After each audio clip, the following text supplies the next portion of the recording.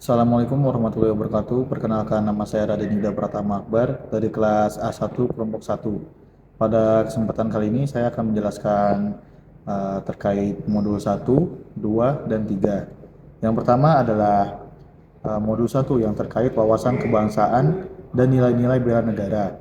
Jadi, apa itu wawasan kebangsaan? Jadi, wawasan kebangsaan ini didefinisikan sebagai cara pandang bangsa Indonesia dalam rangka mengelola kehidupan berbangsa dan bernegaranya, yang dilandasi oleh jati diri bangsa dan kesadaran terhadap sistem nasional. Dan terdapat 4 konsensus dasar, yaitu 4 pilar utamanya adalah Pancasila, Undang-Undang 1945, Bhinneka Tunggal Ika, dan NKRI. Terdapat juga lambang dan identitas negara seperti lambang negara, terus bahasa negara, bendera negara, dan lagu kebangsaannya. Lalu selanjutnya pengertian bela negara. Jadi banyak yang salah mengartikan bahwa bela negara ini harus mengangkat senjata dan berperang melawan penjajah ataupun musuh di medan perang.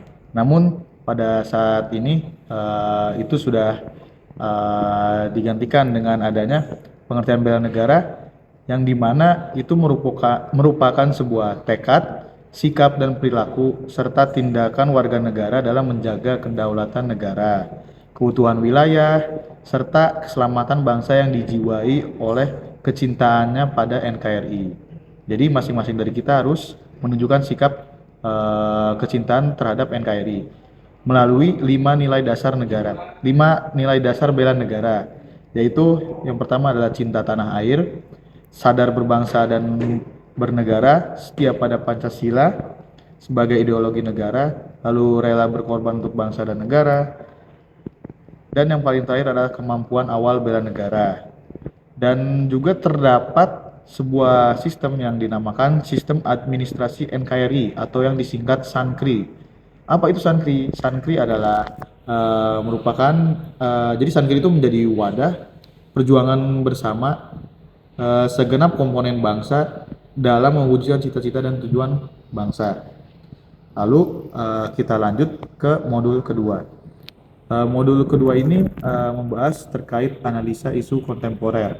Jadi apa sih analisa isu kontemporer? Jadi kita ini sebagai CPNS dan yang kelak nanti akan menjadi ASN ataupun PNS, kita harus peka terhadap adanya perubahan lingkungan strategis, lalu kita harus mengetahui isu-isu strategis yang berkembang di lingkungan kita.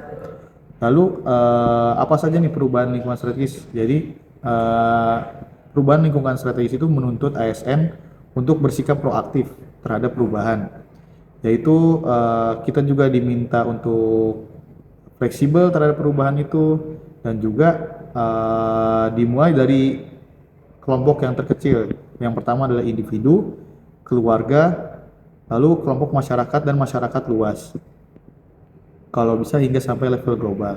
Lalu isu-isu strategis kontemporer itu kita harus memahami berbagai potensi ancaman, gangguan, hambatan dan tantangan atau ATHG yang terdapat di lingkungan kita maupun di luar sana.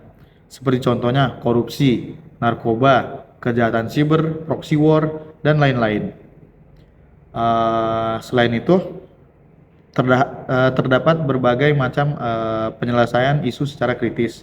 Yang pertama adalah identifikasi dan deskripsi isu, lalu memilah atau teknik menapis, lalu ada juga mendalami dan menganalisa isu, bisa menggunakan fishbone diagram, mind mapping, atau analisa SWOT.